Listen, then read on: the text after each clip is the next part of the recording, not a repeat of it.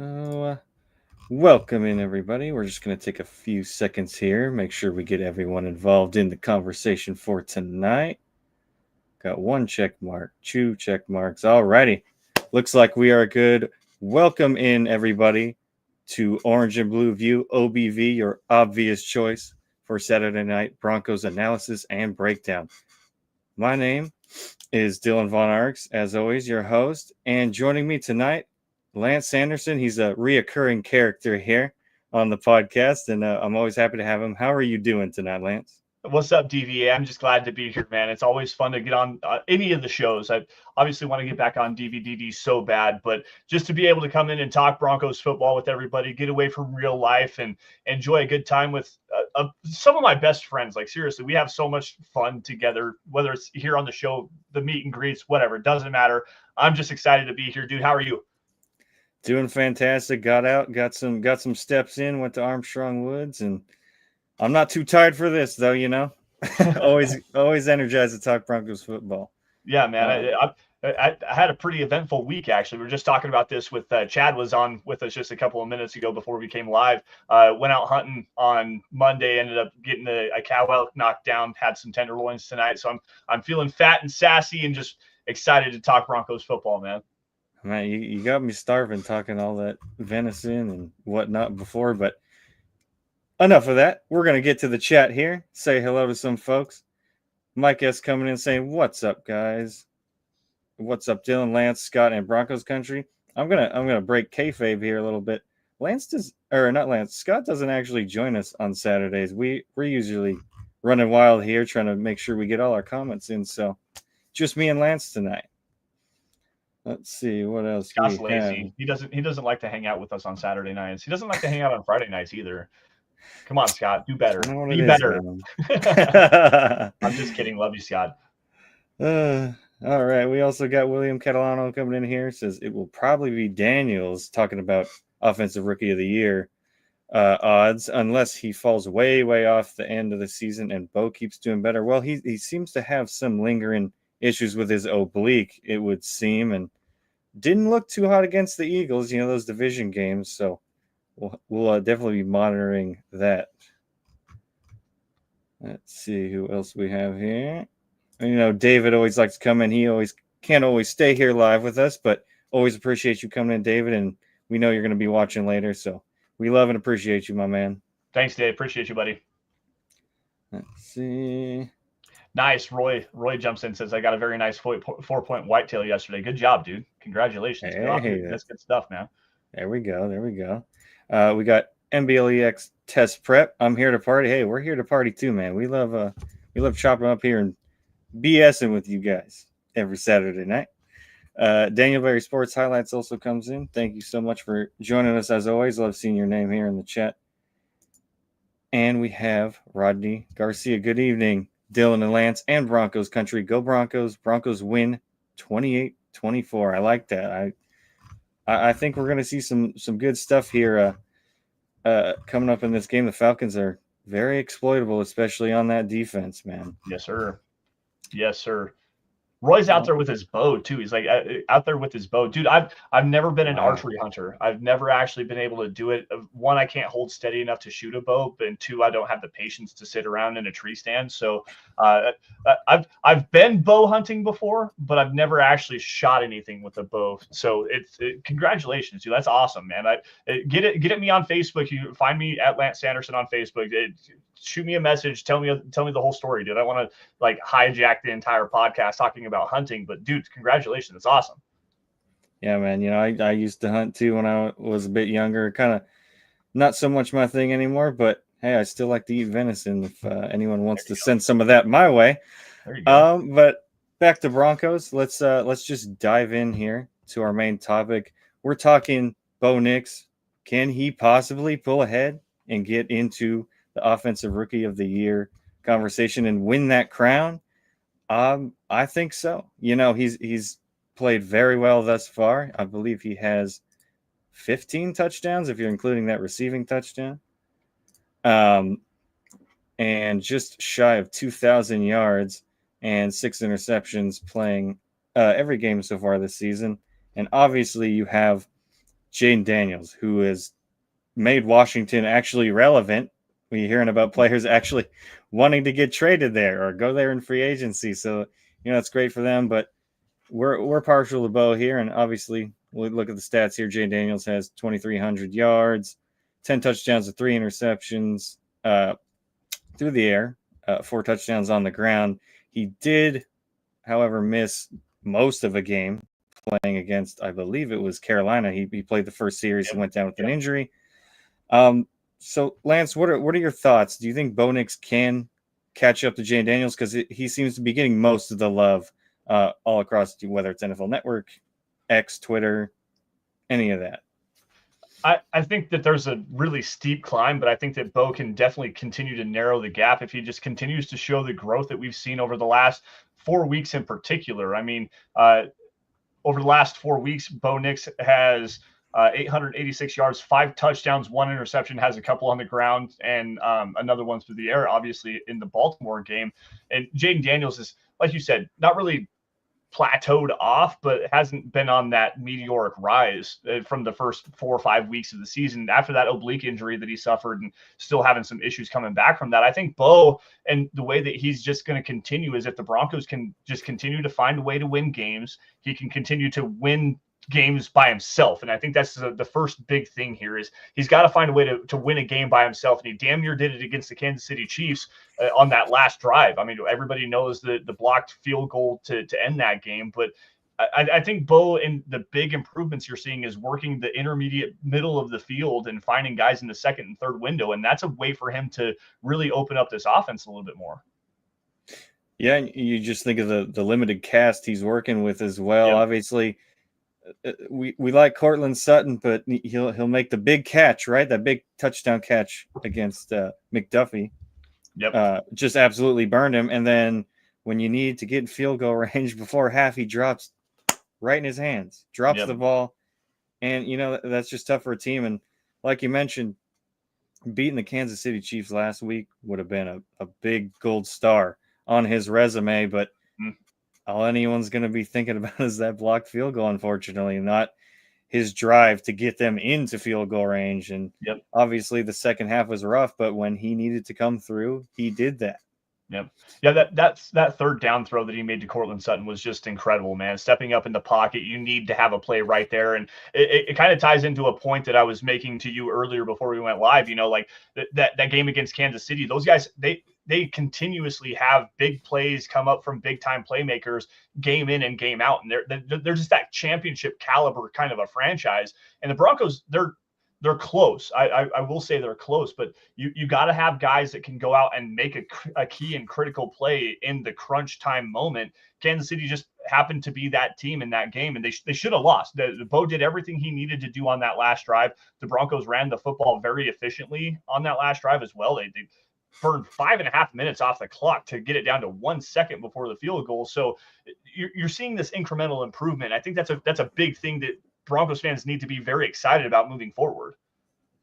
Yeah, and this is a very confident team as well. Bowe said as much. It's a crushing loss, and the Falcons are going to be in for a lot. Especially the defensive guys played very well last week, and they're going to have their hair on fire, saying, "Hey, man, we kept you guys in the game all last week, and we're going to do it again. We're pissed off with that loss." And same for the offense. I mean, they didn't seem demoralized. Obviously, right after the field goal was blocked, it was pretty rough. But in the pressers and leading up to this week, they seem to have all the confidence in the world. And I'm worried for the Falcons, to be honest.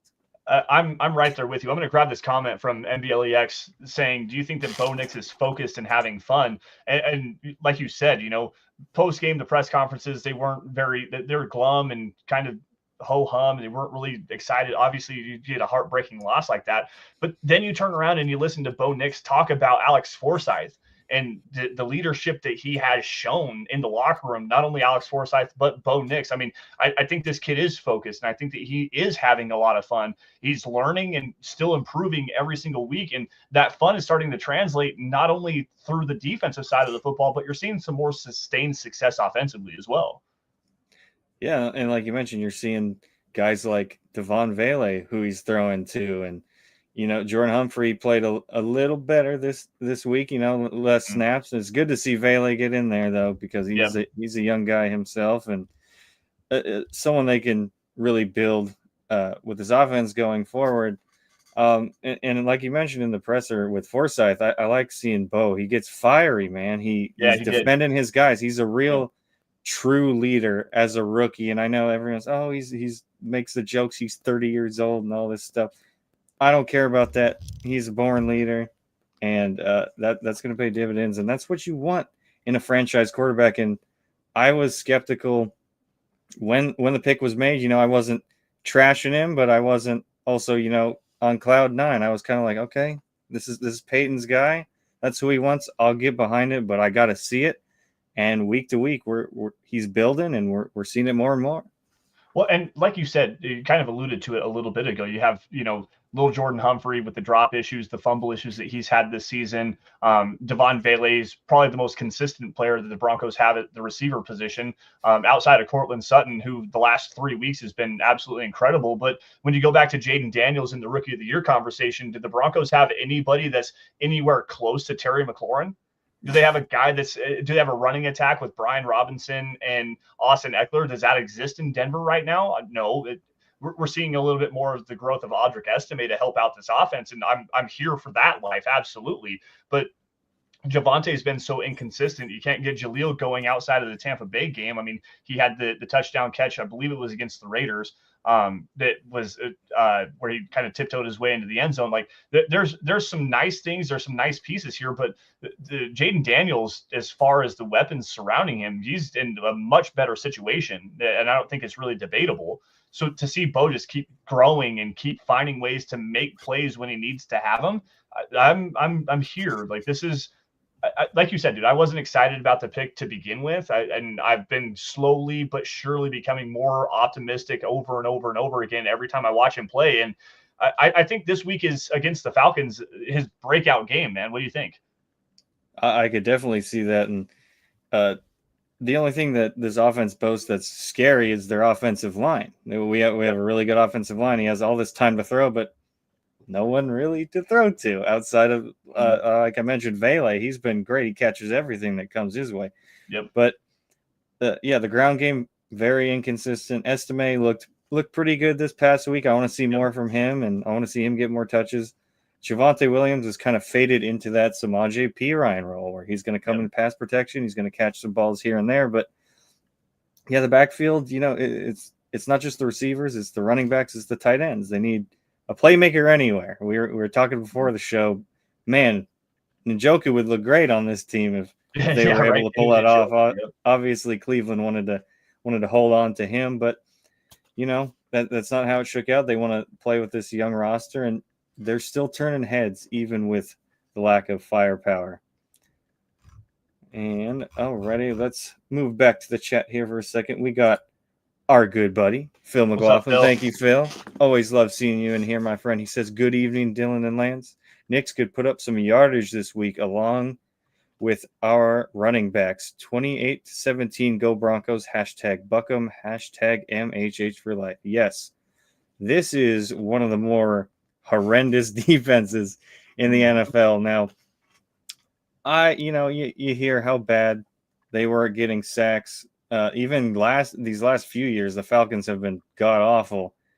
If you would have told me at the start of the season that by halfway they would only have 9 total sacks with the addition of Matthew Judon, I would have called you crazy. But they're just doing awful. So that's 32nd in sacks, and I believe 27th in pressures as well. This is not good against a Broncos offensive line who's been doing great work. This could get pretty ugly for the Falcons. What are your thoughts there, Lance?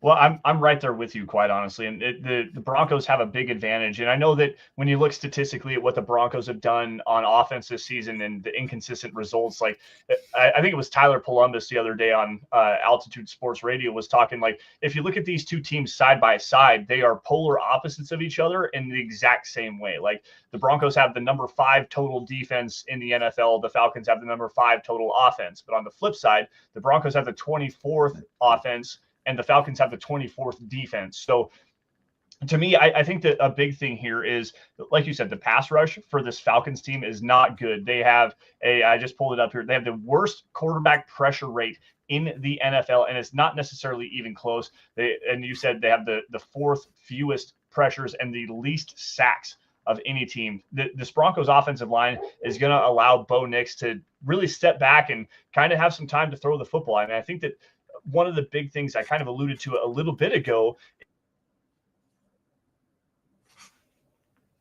and what I say by what I mean. Is that me freezing or is that you? Sutton on the big back. Ooh. I think we're breaking up here a little bit, Lance. I'm not sure if it's my connection or yours. Chat, I'm sure will let us know here in just a second.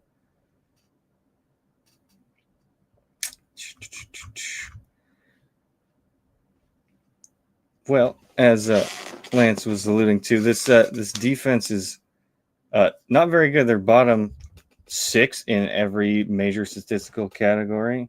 Oh, Lance is for. Oh, there you are. You back? I'm here. I don't know exactly what happened. I hope that we don't have any more issues. I apologize for that. Can you hear me, Dylan? You good? Yeah, we're good now. Yeah, the chat looks like it said you were freezing up there a bit. But yeah, go ahead and continue your point there. I think we're all stable here now. So where was the last that you guys heard in that rant that I was just kind of going on there? It was actually kind of just the start of it. It was after you obviously went on the stats and the pressures and whatnot. It was directly after that. Okay, so the big thing here is the Broncos offensive line, according to the SIS data, the Pro Football Focus data, NFLplus.com, and their pass protection win rate, just the pass protection overall, is the best offensive line in football right now. And it's going to allow Bo Nix to kind of work in the backfield a little bit, have some time to hit those guys over the second and third window. And what I mean by that is, like, you saw Adam Troutman on a couple of different plays where he's working across the middle of the field and then getting open in that, not the first window, the guy that is immediately in front of him, getting across the middle linebacker's face and then across into that third window. The second and third window throws is where Bowe's really starting to excel right now. And against this offensive line, or against this Atlanta Falcons pass rush, he's going to have the opportunity to do that. And you're going to be able to see him really work that into this offense and take this offense to another level this week.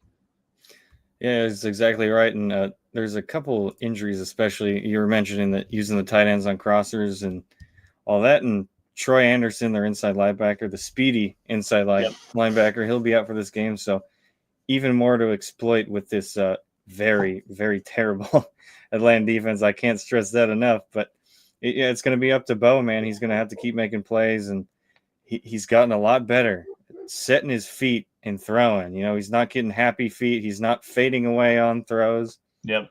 He's actually setting his feet and getting some torque on the ball, which is good to see. But, yeah, and these pass catchers are going to have to step up as well. Like you mentioned, the tight ends.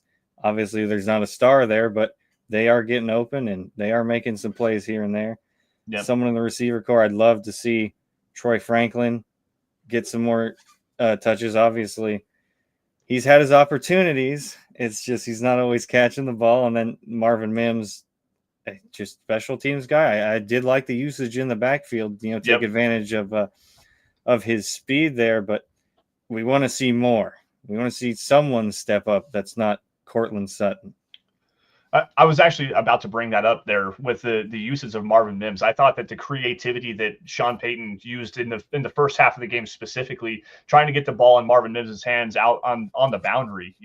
They ran a couple of toss sweeps. They got him back on a screen play there early in the game and started to kind of get some chunk yardage here. And that's adding explosiveness to this offense. And I think that when you can do that, it creates such a different dynamic. And I talk about this a lot, like, everyone thinks Marvin Mims, Troy Franklin, let's stretch the field vertically.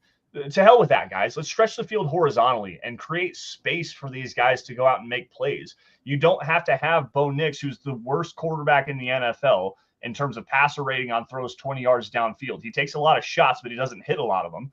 Why are we trying to stretch the field vertically? Let's get these guys moving side to side, stretch this defense horizontally, and create space that way where these guys can utilize that speed and try to just make a guy miss and take the ball for 25, 35, 40 yards. Yeah, and you have to get creative. You got to utilize what you have, and that's you have the speed. This offense we've been saying for years now, we lack speed. You gotta get him out there. It seems Mims is kind of in the doghouse, which is unfortunate. You know, it's a second round pick that you traded up for. Yep, it's pretty rough, and you didn't draft him there just to be a punt and kick returner. You drafted him to make a difference on this offense, and there are snaps to be had. He has to take them, and apparently that's not happening, but you got to get him out there anyway. He's got that speed, like you mentioned. Let's get horizontal. Let's just get the ball in his hands and see what he can do. Whether you're swinging it out on a pass, put him in the backfield again. Just try and get creative, and I liked that we saw more of that against the Chiefs last week. Yeah, and I think that there's something that needs to be said about Marvin Mims and capitalizing on the limited opportunities that he does get when he does get the football in his hands, whether it is just on punt return where he's again at the top of the league in terms of punt return yardage on average. I believe this year, I think he's 4th or 5th in the NFL this season. Like when he does get the football in his hands, he does make explosive plays. So why not try to capitalize on that a little bit more? And I totally agree with you. The usage in this Kansas City game last week was really kind of a step in that right direction. You don't need to push the ball down the field. Just put the ball in his hands somewhere and let him go make a play. Exactly, because you see a lot of the time, or what I've noticed a trend in is the passing charts. You'll see Mahomes. It's like all these horizontal things, and Bowe's will be very similar, but you don't necessarily have the playmakers to do it. So that's going to have to be remedied after the season. We're going to have to work with what we got right now. But, hey, that's football, man. That's the direction the Broncos decided to go. Back to the chat here. We got Phil McLaughlin coming in again. Thank you so much, Phil. Always love to see you in here, my friend. He says, do you guys agree we need to play man in this game? I will throw this off to you first, Lance. What are your thoughts there? Yes, absolutely. Because the Broncos actually match up very well with this Atlanta Falcons offense. I mean, Drake London, their best pass catcher by far. Bijan Robinson's going to be a guy that you're going to have to watch out coming out of the backfield. And I think the Broncos are going to kind of have some issues there. But if you don't allow Bijan to beat you, then you can really take advantage of this Falcons offense because they're also not great in terms of pass protection right now. I mean, offensively, they let me pull this up here really fast. In terms of quarterback pressure rate, they are in the bottom 10, I believe, in terms of allowing pressure rate on Kirk Cousins, and his inability to move right now, coming off that torn Achilles from last season, it's definitely apparent. Like he's having issues escaping pressure. He's having issues holding onto the football a little bit too long and trying to find these guys open. The Broncos, as compared to the Ravens and the Chiefs, they actually match up well with I believe it's Darnell Mooney and Ray McCloud outside of Drake London. Like Denver has an opportunity here to play lockdown man coverage and unleash this pass rush, get back to that heavy blitz rate, and watch the Atlanta Falcons crumble offensively. Yeah, you're exactly right. And obviously Darnell Mooney, he's pretty banged up, I believe, in an Achilles injury, which sucks for him. He's actually been a great addition for this Falcons team this season. But like you mentioned, they do match up, the Broncos, that is, match up very well against this Falcons team. And you got the corners, especially in PS2, man. And Riley Moss is no slouch, but you got the guys to match up and really bully this offense. Kirk Cousins isn't being protected well. You mentioned he's not very mobile. That Achilles injuries really hurt him, and this Broncos team blitzes so much that he's going to go down. I would bet at least five times. 6. I already I put it in my in the bold predictions. Go check out the Mile High Huddle roundtable at milehighhuddle.com, guys. I'm predicting a big Broncos win this week. They're going to get at least 6 sacks. I mean, when you look at it, I finally got it pulled up here on NFLplus.com. The Atlanta Falcons have allowed the 9th most pressures in the league this season, and in terms of pressure rate, they are the 8th highest. 38.4% of the time, Kirk Cousins or Michael Penix Jr. there for a little bit.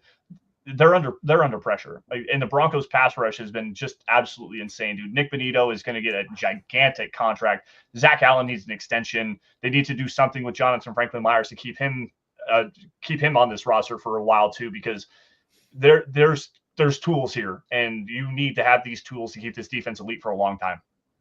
Exactly. Yeah, you got to build up those trenches, and you got to keep them together. It's nice to see. Obviously, there is a lot of blitzing, but it's nice to see that Zach Allen isn't getting double teamed every play, because you have to worry about a Nick Bonito, a Jonathan Cooper, a John Franklin Myers. And that's what we've been missing for a long time. We don't have like a good rotation. Even Malcolm Roach is looking very good on that defensive line. If Kirk gets hit enough, we might be seeing a Penix come in, and we get finally all the rookie quarterbacks in the first round from this class playing, and an old rival for Bo Nix playing Oregon, Washington. Yeah.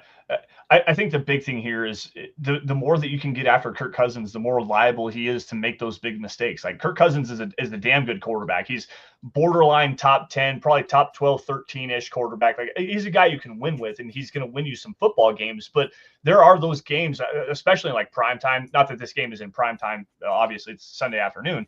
But when you put big time pressure on Kirk Cousins, he crumbles, man. And when you get after him, get around his feet a little bit, get him off his spot where he has to make quicker decisions and kind of force footballs into tight windows. With the way that Riley Moss, I got to give credit to Riley Moss for the way that he handled Kansas City and getting burned by Zay Flowers a couple of weeks ago. Those are tough matchups here. Darnell Mooney isn't those guys. Like, he's not Xavier Worthy. He's not, he's not Zay Flowers.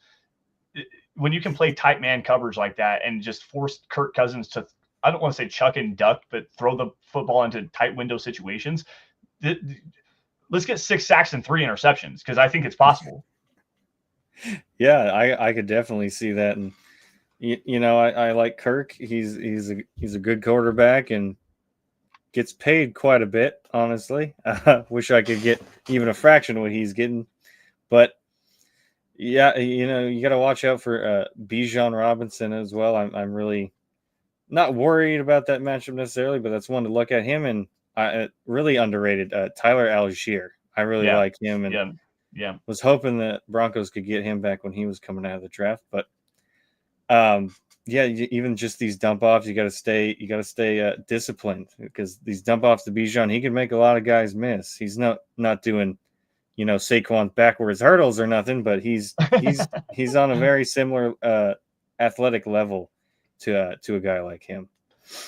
Tyler Algier is one of the more underappreciated running backs, and I thought it was just an Arthur Smith kind of a thing. Like, why are you not using Bijan Robinson nearly as much as you should? And I think we're seeing that more with Raheem Morris and that offensive coaching staff down there in Atlanta. But it's hard to take the guy off the field, because he's one of those guys that just goes out there and continuously makes plays. And he's very fun to watch. He's got good vision, good hands out of the backfield. Like, you can utilize him in a multitude of different ways. You can keep him in on third downs for his pass protection ability too. Like, he's going to be a tough matchup. And I think Justin Strnad is going to have his hands full, especially this week, because Bijan is an elite player. That dude's incredibly talented running back. Algier is, I don't want to call it quite like, you remember back, I think it was 2016, the year that the Falcons went to the Super Bowl against the Patriots, the 28-3 game. You remember the Falcons, Matt Ryan came into Denver against the Broncos, and Tevin Coleman and Devontae, what the hell is his name? Devontae Freeman? Yes, Devontae Freeman. You remember that game where they just exposed the Broncos in pass coverage coming out of the backfield? This Falcons team is not quite like that, but I think they have the potential to be that. Like, these two guys coming out of the backfield are wild, man. Yep, it's definitely going to be a tough matchup there for the linebacking core. Let's move on and get to some other chats here. Rodney Garcia coming in. Thank you, Rodney. Says, Dylan and Lance, do you guys think we should extend Bowles this offseason to a 2-year deal due to the fact that this year's draft class for OTs not so good? Yeah, it's tough, because I think when you if you do go ahead and give Bowles an extension, you're kind of shifting your off-season's outlook in terms of what you can do, because he's gonna command some money, And obviously, like you mentioned, offensive tackle group not as stacked as other years. I know there's a few guys out of Texas there who got some looks, but it's just one of those years where, kind of similar to last year, there's a lot of good talent, but they're not necessarily first round grades. And offensive tackles are definitely looking that way. But I would love to keep Bowles around. He's been playing very well. He's finally seeing some, winning football here. And Yeah. I think he's definitely earned the deal. The question is are the Broncos comfortable moving on? I would really like to keep the offensive line's synergy and keep all those guys together, but it's tough. There's a lot of mouths to feed. Lance mentioned a plethora of names on the defense that are going to be looking for extensions here. What are your thoughts here, Lance? Well, you happen to be talking to the engineer of the Garrett Bowles fan club train, like the hype train for Garrett Bowles. I've been a big time Garrett Bowles fan for a handful of years now, and I've accurately predicted he was going to have an all-pro season a handful of years ago, and I don't want to go down that rabbit hole, but you're talking about a top 7 left tackle in the NFL right now. And yeah, I get it. He's 32 years old. He's probably going to want a bump in his pay. He's making, I think, $17.5 million this season. But you need to keep a guy like this around. One, he wants to be a Denver Bronco. He loves being in Denver. He loves this team. He loves the franchise. He loves the city. He loves everything about being a Bronco. And again, top 7. Like, this dude is, forget the holding penalties, man. Offensive linemen are going to have penalties. This is going to happen. Ronnie Stanley led the league in penalties last season. He's one of the best left tackles in the game. You hear Baltimore fans wanting to move on from him with all of his injury concerns as well. Like, no, Garrett Bowles is a damn fine football player. And like you said, keeping this offensive line together right now, I think, is a priority. I'm a little bit higher on this offensive tackle class. I think the Cameron Williams out of Texas would be an interesting pick if you needed to move on from like a Mike McGlinchey, which is probably not going to happen given his contract circumstance right now. But Kelvin Banks, the kid out of LSU, he's going to be probably a top 10 pick. Ariante Ursary from Minnesota is a fine player, a big time athlete for as big as he is. Like there's some guys you can probably get, but to me, I think you need to leave the door open and open up all possibilities in the draft to add as many explosive playmakers to this offense as you possibly can. And keeping Garrett Bowles around, you can also manipulate some salary cap here too. I mean, especially if you do it this season, you can potentially you give him a signing bonus, drop that salary cap hit for next year down, get out a little bit further from the Russell Wilson deal, and bring in now you're not like pigeonholed into taking a tackle in the first round. Like you have the opportunity to add to this team in a more meaningful way than replacing a top 7 player at the position and then relying on a rookie impact, a rookie growth immediately to fill that void. Like, no, I think Garrett Bowles needs to be here for at least another 2 years. And if you give him a 4-year deal with some void years, and that's the way I would do it immediately. Yeah, I agree completely. And not even just keeping, your offensive line together, but like you mentioned, it opens you up to so much more possibilities in free agency, in the draft. You don't have to worry about your tackle. And we know Sean Payton loves the offensive line. I'm sure. I'm confident that something's going to get done here, hopefully sooner rather than later. And it opens you up. There's plenty of weapons in this draft. There's a couple tight ends I like, some wide receivers. They could take anyone in a skill position. I'd be happy because they need it all, man. And just taking offensive tackle off your plate, securing Bowles, make sure he stays here. He, like you mentioned, he wants to be here. He loves being here, despite all the losing that he had to go through to get to this point. You just don't want to add another thing to the laundry list of things this team needs, especially who's behind him. Yep. I think a big thing here is that you're going back to like Garrett Bowles wants to be a Denver Bronco. Like think about like when the Broncos had Derek Wolfe and Malik Jackson, like back after 2015, after they won the Super Bowl. Malik Jackson got a $90 million deal to go to Jacksonville on a 4-year contract. Like it was a huge contract for him. Derek Wolfe signed a very minor deal compared to that because he wanted to be in Denver. He loved it here. I think you can get kind of the same thing out of Garrett Bowles. I'm not going to say hometown discount, but I don't think he's going to go out and look to break the bank by any stretch of the imagination. What do you think, Dylan? I completely agree with that, and I think something that will bring him back is the promise that Bo Nix brings. Hey, Yep. it's finally Yep. looking like we have this guy, and it's like, hey, I want to come back here. I want to continue to help this team grow and build them up to be a championship caliber team with this young quarterback. It seems we finally hit on the guy. Yep. Like I don't want to jinx it, but he's looking good, and I think that inspires not just Bowles but the rest of the guys that are going to be free agents coming up here in the offseason. Well, and I think let's go back to the Bo Nix winning the Rookie of the Year conversation. Like, I'm not going to put the cart before the horse here, but the Broncos, the way the schedule lines out, moving out the rest of the year. I mean, you got Atlanta this week, which is obviously, I think, a very winnable game. I think the Broncos are going to win.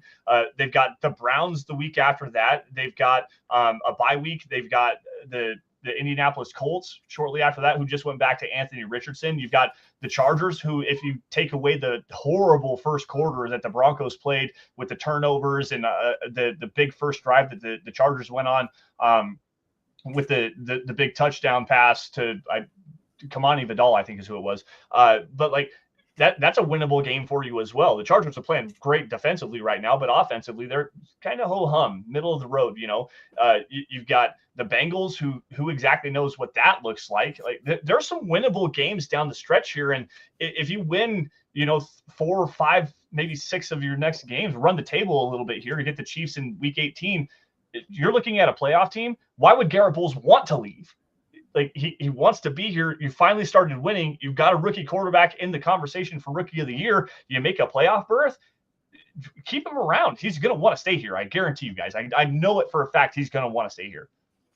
You're exactly right. And it's just so many of these games are winnable, like you mentioned. And obviously the one that kind of concerns me a little bit is the Bengals game. They got some weapons there on offense. Obviously our defense has been playing very well, but Joe Burrow's looking pretty good. And outside of that, like you mentioned, the Chargers game is going to be tough as well. Whether we're terrible and they're good or vice versa, we always play a close game. I don't know what it is. Just that divisional kind of game. And then the Chiefs, yeah, they could be resting starters. Yep. By then, probably going to lock up the 1 seed. I know no one wants to hear that, but it's inevitable, probably. Yeah. And like I was talking with you before we started up, Lance, but you can't even just lie down for that game because it's like, hey, man, the Chiefs might be, hey, let's spoil the Broncos. We don't want them to get back to the playoffs. Screw those guys. Yeah, exactly. And you know what? They would want to do this. We would want to do the same thing to them. Yeah, exactly. I mean, like if the Chiefs have the first seed overall and home field advantage, they're probably going to lie down. But let's say that the Bills go on a run here and they make it close. Kansas City drops a couple of games. Like, say, for example, this week they have the Bills in Kansas City, so they drop that game, drop another one down the stretch. I don't know exactly what their schedule looks like, but this Chiefs team, as much as I call them a championship caliber team, because obviously they're the back-to-back defending Super Bowl champions, they are a championship caliber team. This isn't your uncle's Kansas City Chiefs team or your dad's. This isn't the same team that we've seen dominate the NFL. I mean, Denver took them to the wire and had a chance to win the damn football game. They're 9-0. Sure, they're getting a lot of lucky breaks. It just takes one team to beat them, put them in a spiral really fast, get a key injury. Not to wish injury on anybody by any stretch of the imagination, but things can change dramatically in the NFL. We've all seen it. Kansas City is now, fighting for that first round, the number 1 seed home field advantage in the playoffs. They need to go into Denver and win a game. It's scary there. It is absolutely scary. So, I don't know, dude. I like the way the schedule shapes up, and Denver's going to be knocking on the door for a playoff spot. And get Kansas City at home, where you beat them last year, and coming out of the fact that you should have beat them in Arrowhead just last week. Denver's going to be fired up for that game. I guarantee it. Oh, 100%. And you also have to take into account the Chiefs have already had their bye week, and Mahomes is pretty banged up. That ankle is not looking good. We beat them up pretty bad last week, and like you mentioned, you got the Bills. They got the Steelers later in their schedule. That's going to be a tough game for them. But it's, like you said, not to wish anything on them, because absolutely we would never do that. But Mahomes is going to be pretty beat up. And that bye week's already gone. You don't get to rest. Yep. So the Broncos, I think they could very well steal a game there at the end of the season, assuming it'll still be a competitive matchup. They'll be playing for something. And I just want to give a quick shout out here to Daniel Garcia coming in. First time catching it live on Saturday nights. What's up, Lance? What's up, Dan? DV Broncos. Thanks for coming in, Daniel. I see your name in the chat every once in a while when I'm moderating, and it's good to see you here when you get to listen to me yap instead of type in the chat. Nobody wants to listen to you yap, you little lapdog. Dylan looks all tough and hyphy and whatnot. You get him next to you. He's a freaking teddy bear. He's kind of like Eric. Eric's all big and gruff and mean and whatnot. Go talk to the guy in person for a minute. Dylan will actually make you blush a little bit. He's got a potty mouth, by the way. Just want everybody to know that. Couldn't be me, man. I don't know what you're talking about. But there are photographic evidence of Dylan wearing overalls and no shirt to a rock concert. It was a live rock festival a few weeks ago. This dude he's fun. He's a teddy bear. He wants to have fun with everybody. Yeah, just don't catch me in the pit, man. You might catch an elbow or two. Are you a hardcore dancer? Please tell me you're not one of those guys that throws their arms around. No, I like hardcore music. I don't really care. I'm not really a karate in the pit kind of guy. Yeah, no. Let's mosh and bump into each other and have some. I'll crowd surf. I will crowd surf my ass off. I tell you what. I'll circle pit, wall of death. I'll do all that. That stuff's great. So I saw a mirror at Warped Tour back. I think it was 2018. In Salt Lake City, and the hardcore dancers came out, and it was just these big, gigantic, like 250-pound dudes throwing their arms around back and forth. I saw a dude get knocked out on a backswing because he went down right as this guy come back and knocked him out cold in the middle of an Amir set. It was insane, dude. That's a good way to get the anger out, I suppose. Not really for me. I kind of stand at the edge of the pit. I'm like, hey, I'm just gonna watch the show, man. I'm here for that. I'll headbang for sure. But right. back to Broncos. Looks like we're gonna start winding down here. We're gonna maybe cut her a little short tonight.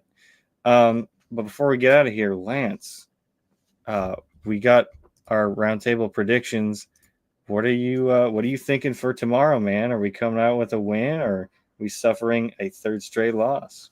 I think the Broncos are going to come away with a big win here, because I think that the Broncos match up much better against the Falcons than they did against Kansas City. And I thought they matched up pretty well against Kansas City. And obviously I thought that they had a chance against Baltimore, and that really wasn't the case. Denver's not quite that team, but this Atlanta Falcons team is still middling, even with Kirk Cousins and the explosiveness that they can bring with the offense. I think that with the way that this Broncos defense is playing, especially in the secondary, being able to lock down these pass catchers outside of the running backs, I'm still kind of worried about that. But their offensive line isn't great in terms of pass protection. Kirk Cousins, again, isn't great moving with his legs and getting off his spot. Throwing on the run has never really been a big part of his game. I called it 6 sacks. I think the Broncos are going to walk out of this game with at least 6 sacks. They're probably going to pick off Cousins twice. And I think the offense is going to get something going here. And I think that this really is the Bo Nix breakout game. I think we're going to see 300 yards passing from Bo Nix, probably 3 touchdowns. Broncos win big, 31-13. Wow. Love that. And that would put Bo firmly, at least for us. Obviously, we're a little biased, but well, he's what, plus 1,200, I think, right now, in terms, like, he's climbing the odds. Like, Jaden Daniels is definitely the odds-on favorite right now, but Bo Nix, I think, is in second place at plus 1,200 according to the sports books. Like, there's a chance here, guys, and you get a big game against the Falcons, run out the rest of the season, and Jaden Daniels kind of keeps playing as well as he has, but not great like he did in the beginning of the season. We could be talking about Bo Nix winning Rookie of the Year. I mean, he was Rookie of the Month last month and Rookie of the Week just this past week. So people are starting to notice that he's turning a corner here. Yeah, and we love to see that from our young quarterback. It's been too long since we've had some optimism there.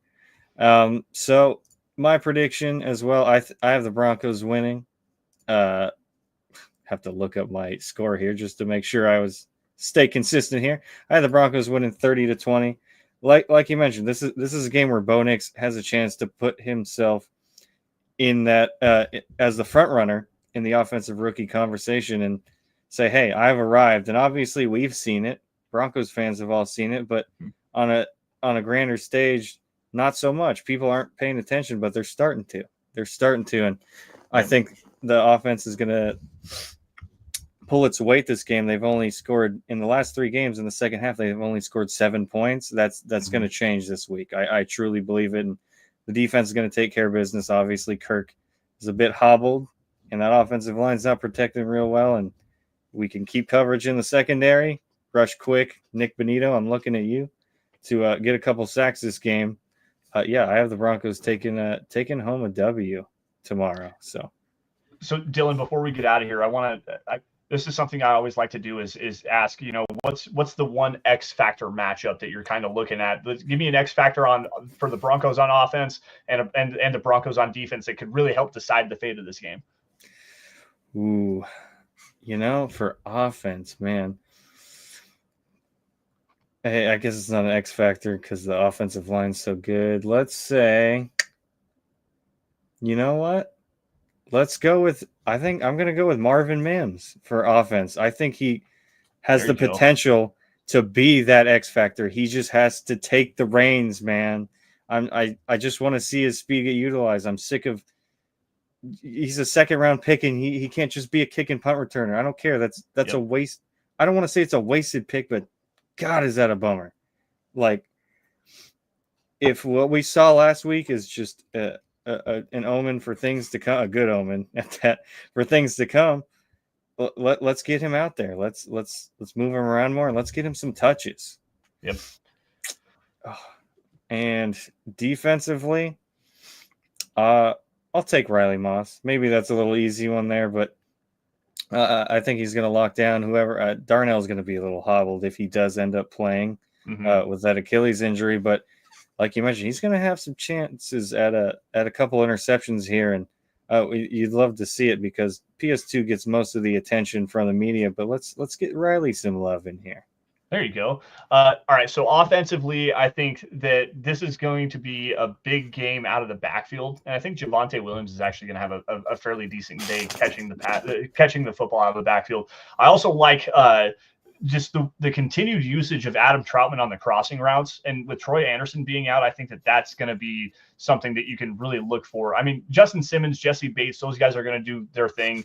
And obviously, we know what Justin Simmons means to this community, what he means to this franchise, and it's going to be good to see him back in Denver. And I hope they give him a video tribute, to tell you the truth, because damn it, he deserves it. He's going to be a Ring of Fame player for this team. But I think with the way that the Broncos are utilizing Troutman in the passing game, there's an opportunity here for him to have a big game, and I think Javante Williams is going to have a big game there as well. But one that I think the Broncos really need to focus on the defensive side of the football, it's going to be Zach Allen versus Chris Lindstrom, the right guard of the Atlanta Falcons. Like, Zach Allen versus Chris Lindstrom is going to be fireworks. If you like watching all 22, that is going to be one hell of a matchup in pass protection because Chris Lindstrom is playing arguably one of the best guards in all of football right now. And the way Zach Allen's getting after the quarterback, if he can get some one-on-one wins there and open up some pass rush lanes for these for Nick Benito, Jonathan Cooper, the guys on the outside. If Zach Allen can win against Chris Lindstrom and kind of disrupt the pocket from the interior, it's over for the Falcons offense. Plain and simple, it's straight up over. Love that. Well, folks, it's been a great show. Had a lot of fun. And we just have a few closing messages for you. This has been Orange and Blue View. Thank you all for joining us tonight. Just a couple orders of business here. Make sure to follow the mothership here on X, formerly known as Twitter. Wrong one there. Mile High Huddle on X. And make sure you follow us on Facebook as well. Instagram, if you like that sort of thing. And this is an important one as well, actually. Go grab some merch, man. Hey, don't be a bum like me. Look at Lance over here. He's got a hat and the hoodie on, man. I got the hoodie on too, dog. So always make sure to go grab some merch and represent MHH. But of course, most important thing you could do, like, subscribe, share. If it's the easiest thing you can do, you got to get the word out there. But the little bit goes a long way in that case. And if you want to follow us as well, I am Dylan Von Arx at MHH. And then we have Lance at Lance S_MHH. And just one final thing, of course, we have to do is thank Phil McLaughlin for coming in and showing us a little extra love, as he always does. Phil, you're the man, and we love seeing you every night. Before we get out of here, Lance, do you have any closing comments for us? No, man. Any last words? No, just thanks for having me. It's always a blast to get on the show and talk with everybody. I'm kind of enjoying the role that I have now with Mile High Huddle, where I can get some different perspectives. I say this a lot, getting different people on, getting into different shows and offering up different points of conversation that maybe not everybody's talking about. So I love to be able to talk with you, Eric, Nick, Carl, the whole group here, Chad, Zach, when I get the opportunity to go with those guys, it's always fun. So thank you for having me. I appreciate everybody for joining us tonight. 145 eyes as we're closing out the show is still just tremendous support on a Saturday. So without you guys, we couldn't do what we do best, which is cover your Denver Broncos. So you all stay safe and take care. Have a great rest of your weekend. And as always, go Broncos. That's right, Lance. Have a good night, Chet. Thanks for joining us, and I hope to see you all next week. Go Broncos.